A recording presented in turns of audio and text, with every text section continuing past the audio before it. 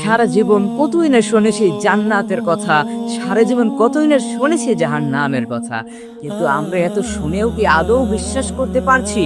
কিন্তু আমরা এত মানুষকে ইন্তেকাল করতে দেখেও আদৌ কি বিশ্বাস করতে পারছি আমরা ইন্তেকাল করব, আমরা হয় জান্নাত নয় জাহান্নামে প্রবেশ করব?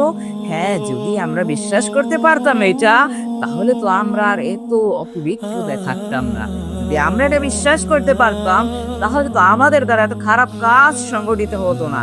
যদি আমরা এটা বিশ্বাস করতে পারতাম, তাহলে মুসলমান দাবি করে নিজেকে পারতাম না নিজের দাড়ি কাটতে, মুসলমান দাবি করে নিজেকে পারতাম না সিগারেট সেবন করতে, মুসলমান দাবি করে নিজেকে পারতাম না নেশার সাথে যুক্ত হতে, মুসলমান দাবি করে নিজেকে পারতাম না নামাজটুকু ছেড়ে দিতে, মুসলমান দাবি করে নিজেকে পারতাম না ইসলামের বহির্ভূত কিছু করতে।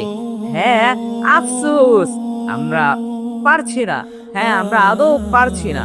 যদি পারতাম, তাহলে তো মুসলমানদের দ্বারা এই কাজগুলো সংগঠিত হতো না।